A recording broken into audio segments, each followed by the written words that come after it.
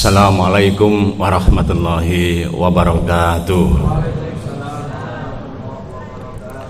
Alhamdulillahil karim ar-rahman alamal quran halaqal insana alamalul bayan.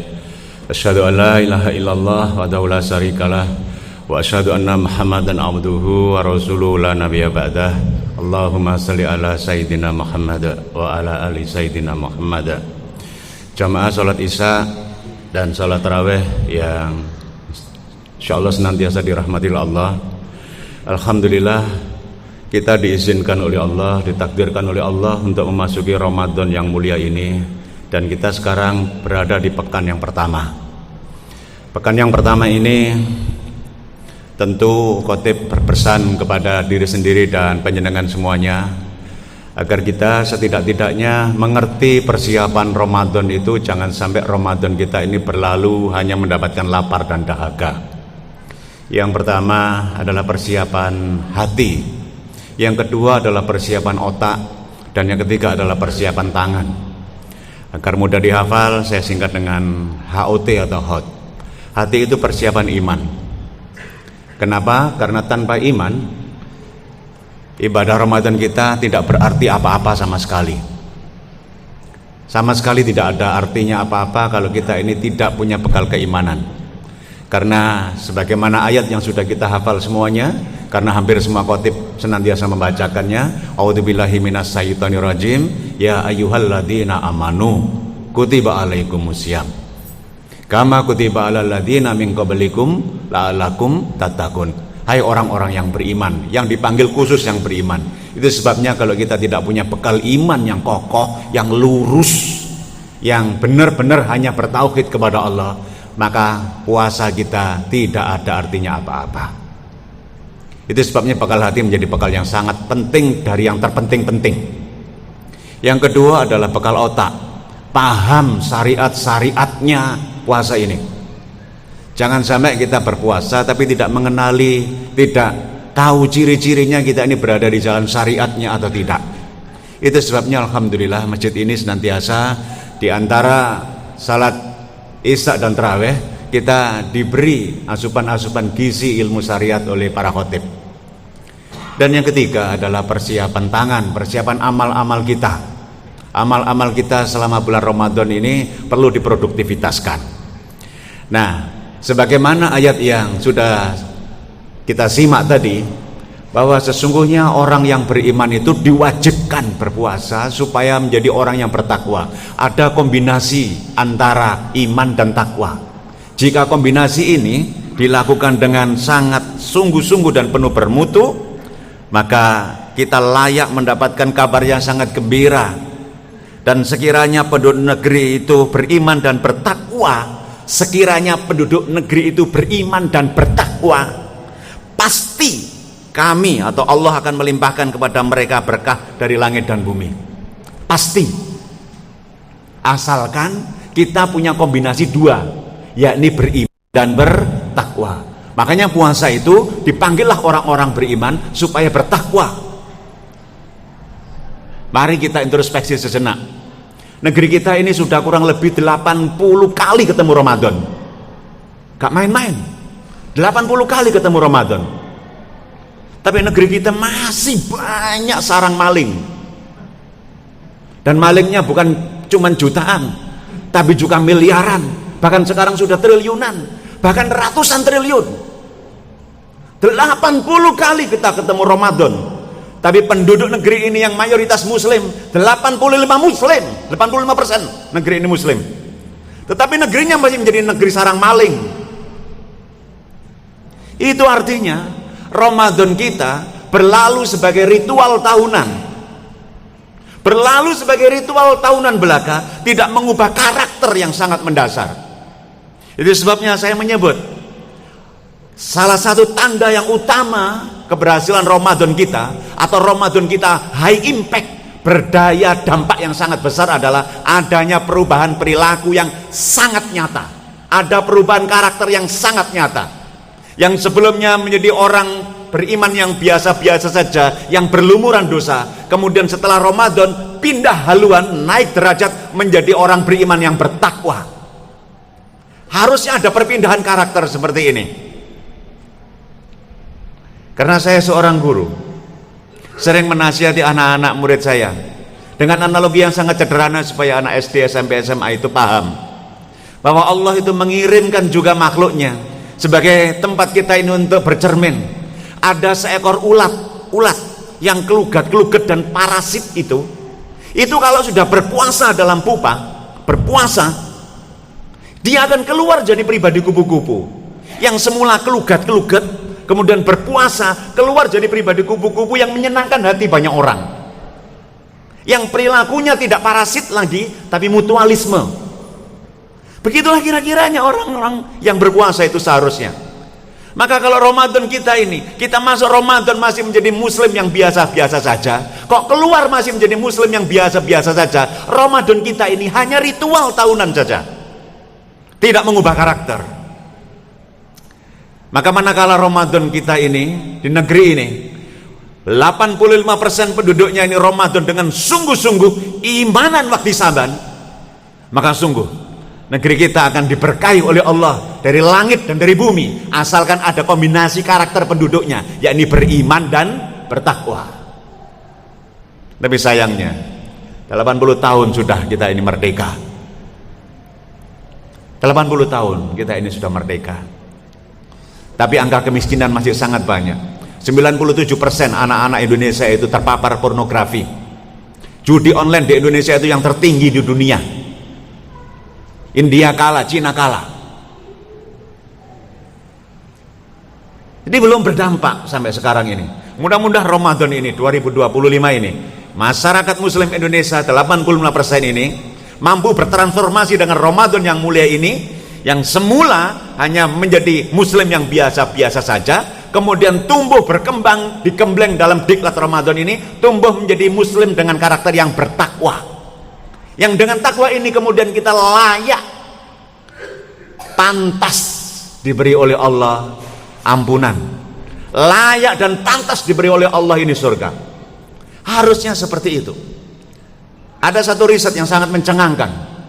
Riset ini kemudian menjadi riset yang berkepanjangan karena ada anak-anak kecil itu yang menjadi subjek risetnya sekaligus objeknya. Ada anak-anak kecil, tentu saja bukan di negeri kita ya, karena ini risetnya riset barat, diletakkan dalam sebuah ruangan, kemudian diberi CCTV, diberi makanan yang paling enak, dan anak-anak kecil itu diminta untuk menahan. Jangan coba-coba kamu memakannya, tahan ya, walaupun ini boleh kamu makan tapi kamu harus menahannya.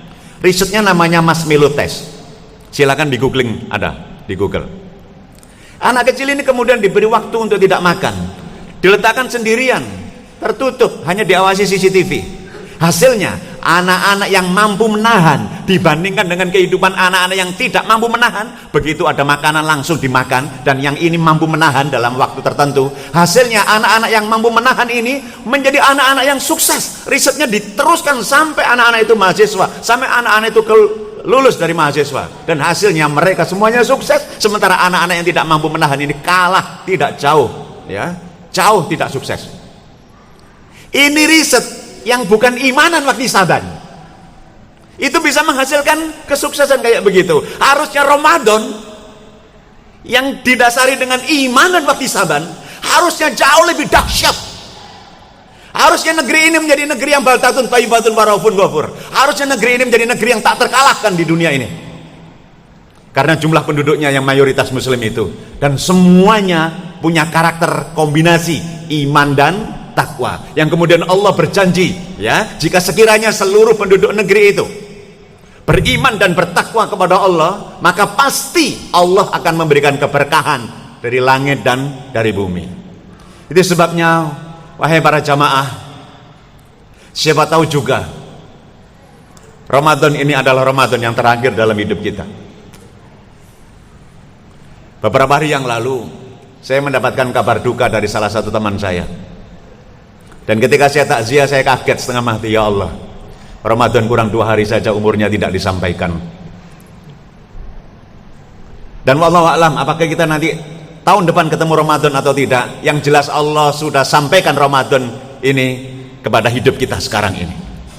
Jika ini Ramadan kita yang terakhir dalam hidup ini, Maka mari kita sungguh-sungguh dengan seluruh kapasitas iman kita, kapasitas ilmu kita dan amal-amal kita, mari bertransformasi dari pribadi ulat menjadi pribadi kupu-kupu, dari pribadi yang biasa-biasa saja menjadi pribadi yang bertakwa, yang layak diganjar dengan surganya Allah.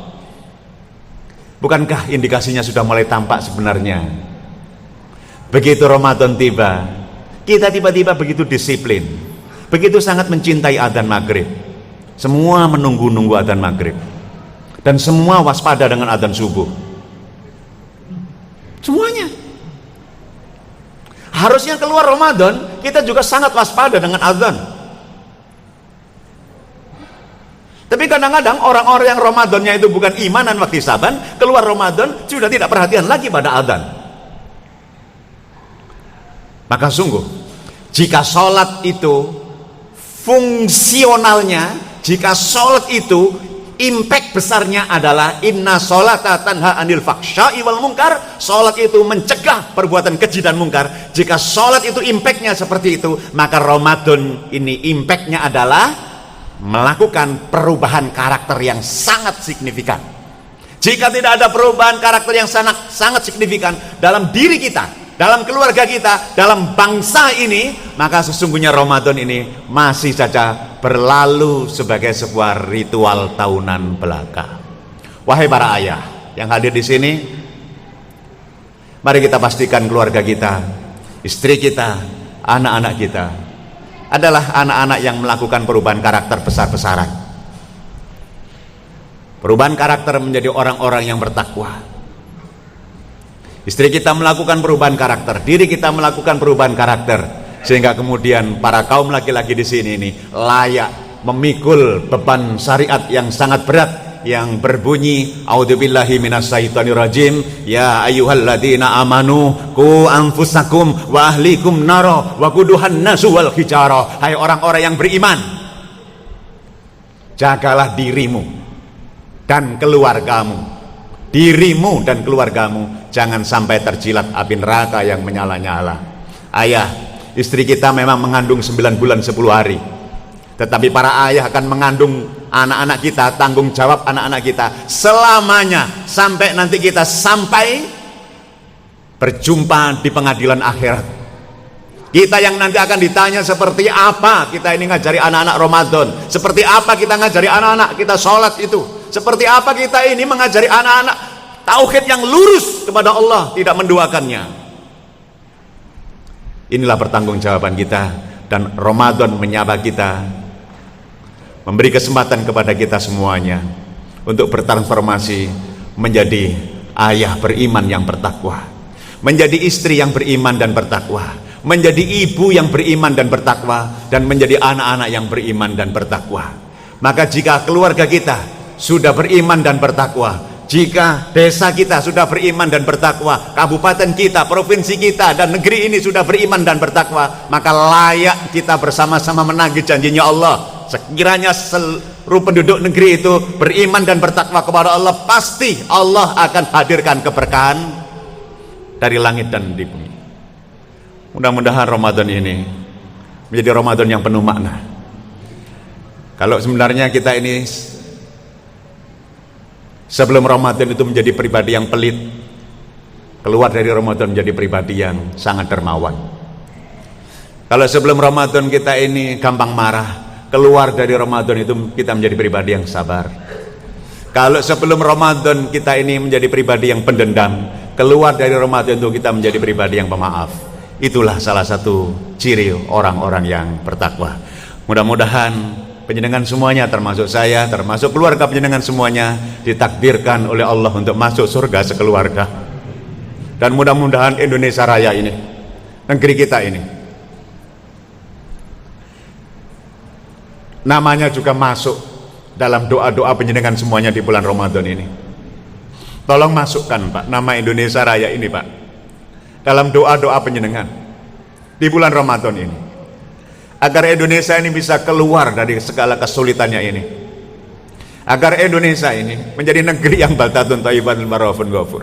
Penjenenganlah Pak yang diharapkan, karena jumlah kita ini 85%. Maka sungguh salah satu tanda cinta itu adalah doa.